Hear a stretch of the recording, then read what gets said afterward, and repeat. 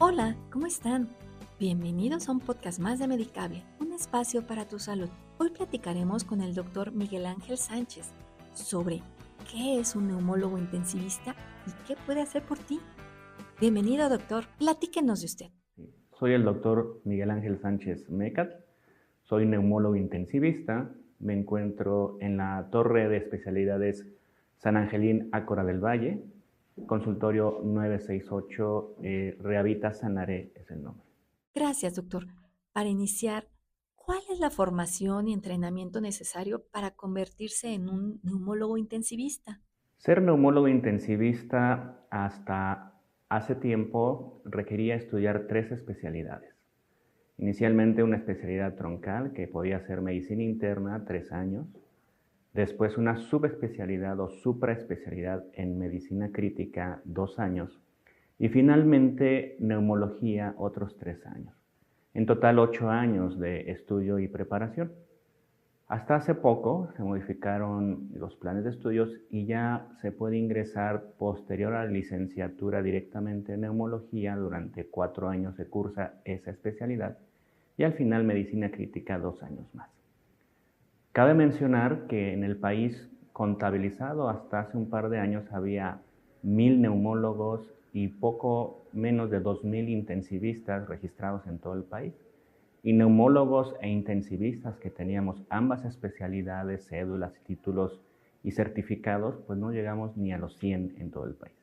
Ok, entonces hay pocos. Y doctor, ¿qué diferencias existen entre un neumólogo general y un neumólogo intensivista en términos de enfoque y tratamiento a los pacientes? Si un neumólogo es el especialista en la prevención, tratamiento, diagnóstico de las enfermedades del aparato respiratorio.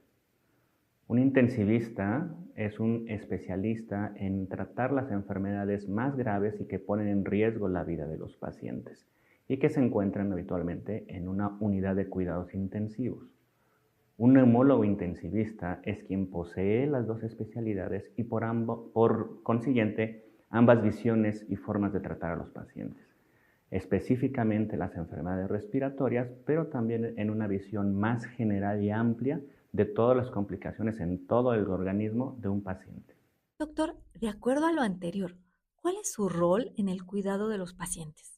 El neumólogo intensivista juega un rol importante en la atención del paciente grave, hospitalizado en una unidad de cuidados intensivos, pero también tiene la capacidad del diagnóstico, la prevención y la rehabilitación inclusive de estos pacientes cuando egresan de la hospitalización y tienen que darse seguimiento en el consultorio, desde tareas de prevención como quitar el hábito tabáquico, diagnóstico con estudios específicos de la neumología y el tratamiento, pero viéndolo de forma integral, sabiendo cuál fue el comportamiento que tuvo en hospitalización también. Y además puede dirigir el momento en de enviar a los enfermos a rehabilitación específica pulmonar. Muy bien, doctor. ¿Nos puede platicar en qué tipo de situaciones o condiciones médicas un neumólogo intensivista podría estar involucrado? Como neumólogo intensivista nos involucramos en una amplia gama de posibilidades. Desde la neumología, en el diagnóstico de enfermedades infecciosas, por ejemplo, las neumonías, tuberculosis o las infecciones emergentes ahora la influenza y el COVID, pero también enfermedades crónicas secundarias a exposiciones ambientales o personales a agentes nocivos o disparadores, como sería en el asma, el EPOC, el enfisema, la fibrosis pulmonar, la apnea del sueño. También atendemos enfermedades que afectan al aparato respiratorio, pero que vienen de otras patologías que ven otros especialistas. Por ejemplo, enfermedades renales, enfermedades hepáticas, enfermedades autoinmunes como el lupus, la artritis reumatoide e inclusive enfermedades neurológicas que causan alguna discapacidad y que en algún momento afectan al sistema respiratorio impidiendo la capacidad de respirar precisamente. Además, podemos advertir y tratar oportunamente a los pacientes que sufren alguna descompensación o agudización de su enfermedad pulmonar o de algún otro órgano o aparato que se ve afectado gravemente y que necesita estar más que hospitalizado en una unidad de cuidados intensivos porque también se está afectando el aparato respiratorio. Doctor, en su práctica diaria, ¿cuáles son las técnicas y procedimientos específicos que un neumólogo intensivista puede llevar a cabo en una unidad de cuidados intensivos? Las técnicas y procedimientos que podemos llevar los neumólogos intensivistas, sobre todo en las unidades de cuidados intensivos, son muy amplios. Desde la medicina crítica, todo aquello que sea para diagnóstico, monitoreo, tratamiento del enfermo grave, como los catéteres venosos, los marcapasos, las diálisis urgentes para los pacientes con daño renal grave, la intubación y la ventilación mecánica. Pero además, como neumólogo, que tenemos un conocimiento más profundo de la anatomía y del funcionamiento respiratorio, procedimientos específicos como el ultrasonido torácico o ultrasonido pulmonar, la broncoscopía con fines diagnósticos, tomas de muestras y de biopsias para patología, para cáncer, enfermedades infecciosas o alguna patología pulmonar que esté comprometiendo al paciente en ese momento. E inclusive manejamos como intensivista y neumólogo el ecocardiograma o el ultrasonido a la cabecera del paciente en la cama propia de la terapia intensiva. La terapia intensiva y como neumólogos intensivistas somos el lugar donde se hacen más procedimientos quirúrgicos de mínima invasión después de los quirófanos. Y al ser tan pocos neumólogos, ¿cómo lo organizan? Si tenemos la facilidad de que podemos movernos en dos ambientes, ¿no? El neumólogo tradicional, el neumólogo general, pues ve toda la parte respiratoria, pero en el momento en que la enfermedad excede el aparato respiratorio, pues se tiene que coordinar mucho y depender de otros especialistas o del intensivista. El intensivista, si bien ve la parte aguda o crítica de la enfermedad respiratoria, ya no puede dar seguimiento, porque en cuanto el paciente sale de ahí termina su trabajo. Entonces nosotros más bien podemos ser flexibles y adaptarnos al ambiente hospitalario, el ambiente de una unidad de cuidados intensivos, entendiendo, interactuando con los especialistas del área, pero también podemos ver al paciente de manera ambulatoria y conocemos cómo hacerlo. Y entonces, de acuerdo a lo que comenta, ¿cómo colabora un neumólogo intensivista con otros especialistas en la atención multidisciplinaria de los pacientes críticos? Como neumólogo intensivista, coayudamos a otros especialistas en la toma de decisiones, en la jerarquización de la enfermedad y de las interconsultas que sean necesarias y relevantes para salir adelante el paciente. Tenemos una flexibilidad de poder adaptarnos al entorno hospitalario, más allá de una hospitalización simple en las unidades críticas con el paciente más grave, pero también poderle dar el seguimiento al paciente ambulatorio en el consultorio y poder interactuar y coordinar además especialistas o subespecialistas que requiere el paciente. Doctor, usted como neumólogo intensivista, ¿cómo maneja la prevención? Los neumólogos intensivistas podemos participar desde la prevención, el diagnóstico oportuno y el tratamiento en hospitalización o terapia intensiva al conocer de manera más profunda las enfermedades respiratorias agudas en pacientes previamente sanos o en pacientes con enfermedades crónicas respiratorias que se agudizan o inclusive aquellos que tienen otras enfermedades que aparentemente nada tienen que ver con el sistema respiratorio, pero que en algún momento de su evolución van a cursar con alguna complicación. Prácticamente cualquier otra enfermedad del corazón, metabólica, renal, hepática, autoinmune, cáncer en otros lugares, siempre va a afectar el aparato respiratorio. Entonces podemos nosotros advertirlo. Además, podemos advertir cuando el paciente se va a agravar y poder ayudarlo e intervenir tempranamente y darle seguimiento en la unidad de cuidados intensivos como su médico tratante. Al final, todos esos pacientes egresarán a su casa a reintegrarse a sus actividades familiares y cotidianas, pero deben de tener seguimiento. Entonces, podemos nosotros dar el tratamiento y el seguimiento de manera ambulatoria, podemos saber qué tanto se va a recuperar el paciente, saber qué otras especialidades necesitamos que nos ayuden y además poder ofrecerles la orientación y la indicación precisa para llevarlos a rehabilitación, sobre todo rehabilitación pulmonar para que pueda mejorar sus síntomas y su calidad de vida o definitivamente recuperar su estado de salud previo. Doctor, ¿cómo evalúa y gestiona el pronóstico de los pacientes críticos bajo el cuidado de un neumólogo intensivista? El neumólogo intensivista puede evaluar el pronóstico de los pacientes desde la mirada integral de la medicina crítica. Qué órganos están afectados además del pulmón y cómo se van a beneficiar del tratamiento, ya sean pacientes sanos previamente y que cursan con una enfermedad grave pulmonar, infecciosa o no. Un caso muy significativo recientemente es en la pandemia de COVID, que muchos pacientes tenían afectación inicialmente muy grave del sistema respiratorio, pero después de otros sistemas.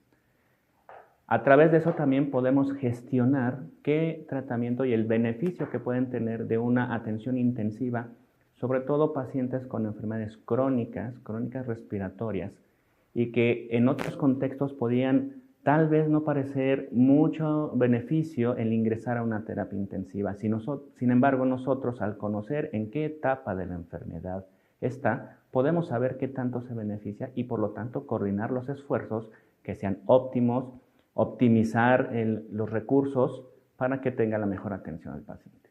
Y en su experiencia, ¿usted qué ha observado sobre los avances y tecnologías en la neumología?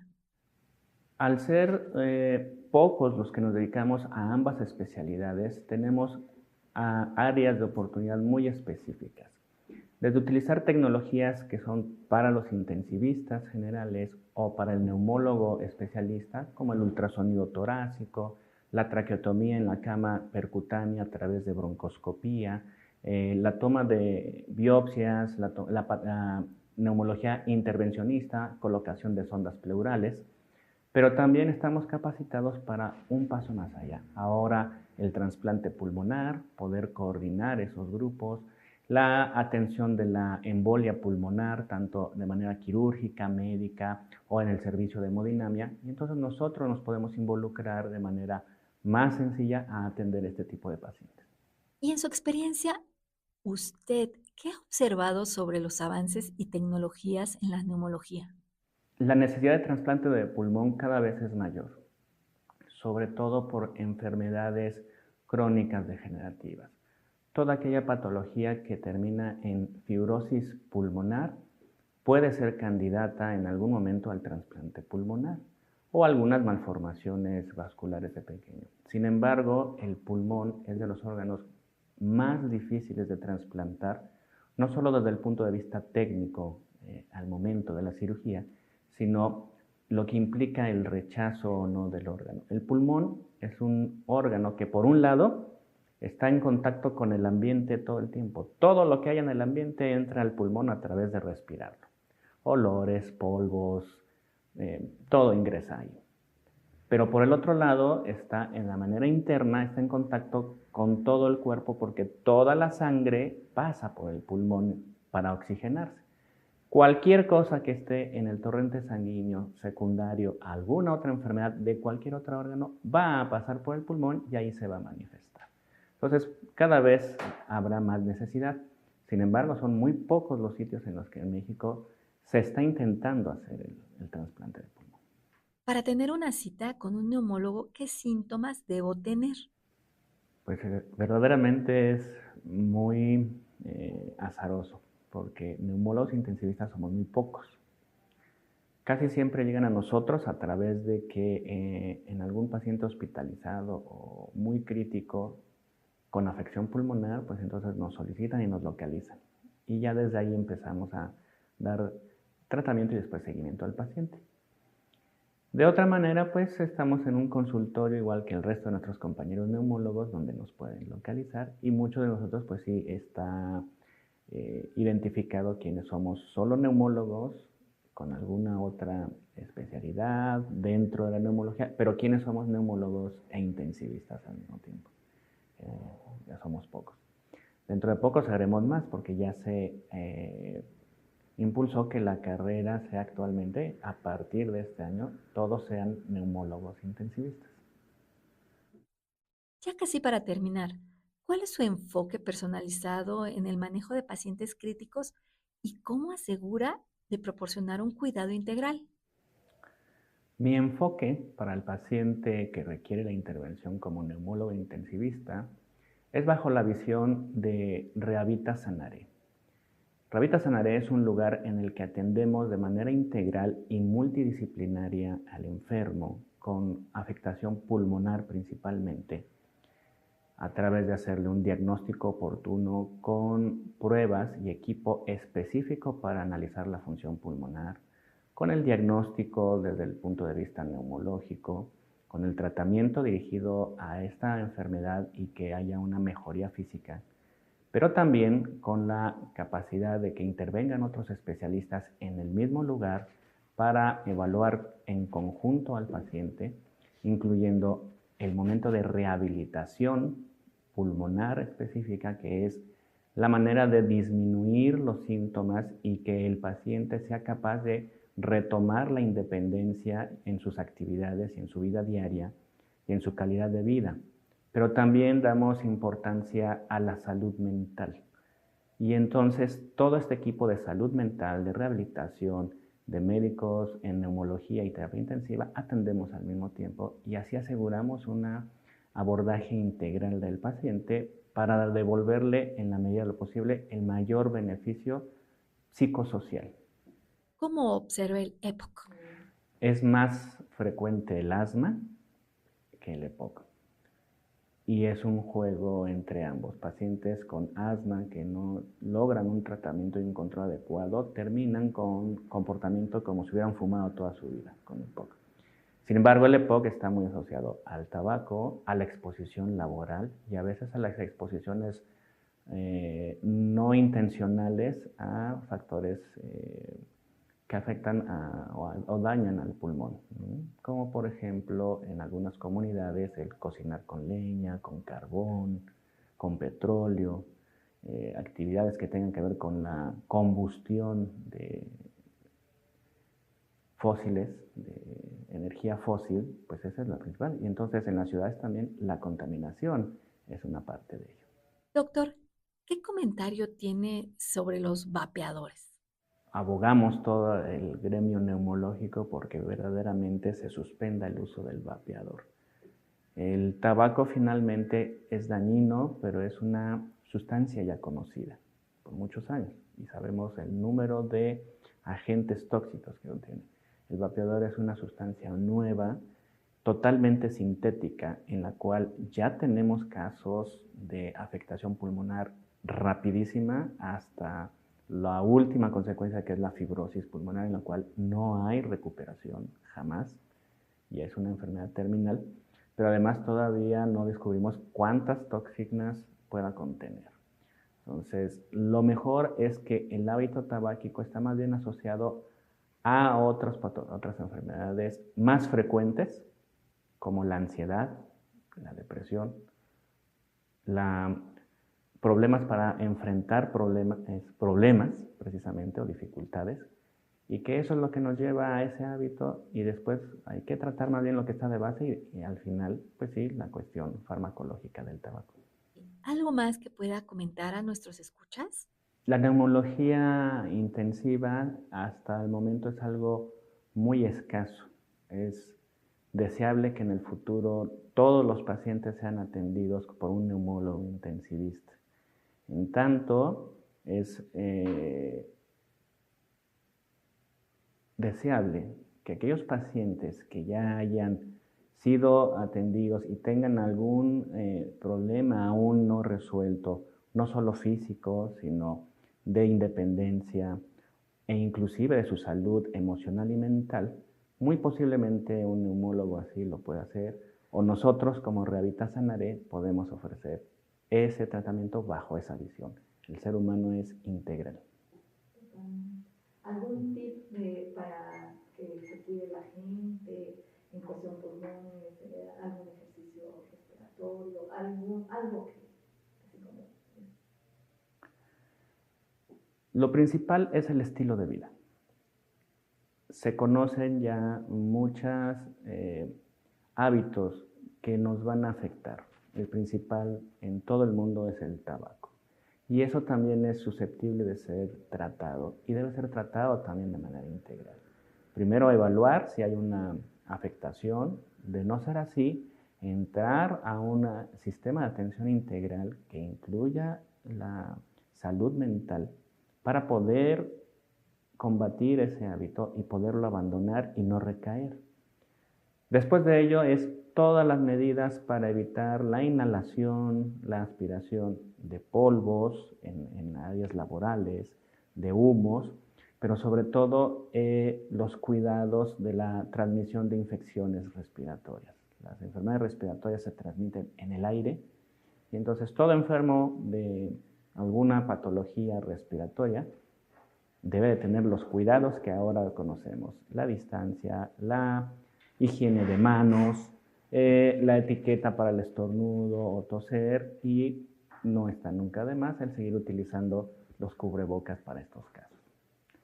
Lo último es que toda persona que tenga un síntoma como falta de aire, no lo deje pasar pensando que es porque no ha hecho ejercicio, porque está deshabituado a la actividad física o porque subió de peso.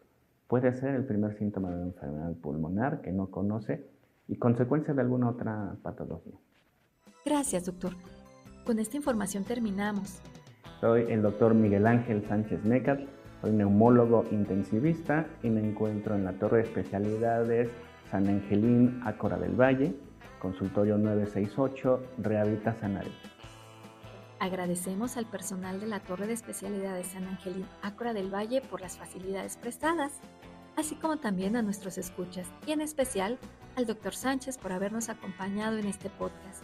Los espero la siguiente semana aquí, en Medicable, un espacio para tu salud.